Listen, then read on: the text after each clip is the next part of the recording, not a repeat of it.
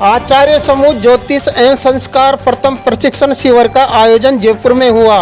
पंडित नानक चंद भैरवा ने लगन कुंडली के बारे में बताया। आप देख रहे हैं लाइव रिपोर्ट देवीलाल भैरवा जयपुर। से ही अपने को उस कुंडली का पता लग जाएगा कि कितना उसमें बल है। सूर्य जैसे कि आत्मा का कारक है, पिताजी का भी कारक यही है, तो उसकी पोजीशन क्या है। जैसे कि लगन का जो कारक है वो सूर्य ही है। सूर्य कितना बल है उसमें, सूर्य कमजोर है या कर्तरी में है या कुछ करने के लायक है। तो ये दो चीजें, सूर्य देखा आपने, चंद्रमा को भी देखा आपने, बाकी ग्रह को देखो आप। इसके आगे जो मेन चीज क्या है, जैसे अपने ग्रहों को देख लिया, फिर एक आपने देखा होगा कि जो कि कहीं भी पढ़ते हो कि मेरी दशा कैसी है।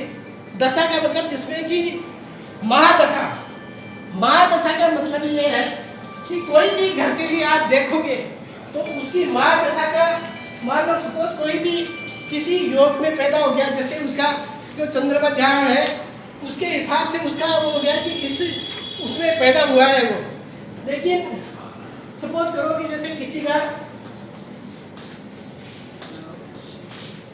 सूर्य की महादशा है, उसको सूर्य की महादशा के अंदर ये देखो कि वो जो अपन ये आपके जो दशाएं होती है वो टोटल ज्योतिष के अंदर 120 साल में बांटी है उनको, और उसके हिसाब से अलग अलग ग्रह की सबकी अलग अलग दशाएं दी है। जैसे मान लो कि केतु, शुक्र, सूर्य, चंद्रमा, मंगल, बुध, इसके हिसाब से इनका सबका अलग अलग कितने कितने साल की वो दशाएं हैं, वो उसके हिसाब से वो चलता है। तो सबसे पहला क्या है, महादशा।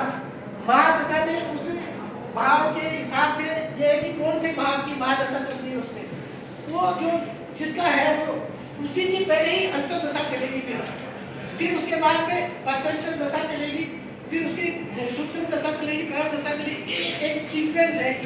तो मेरा कहने का मतलब ये है कि आपके जो ये आप नोट कर लो इनको नहीं,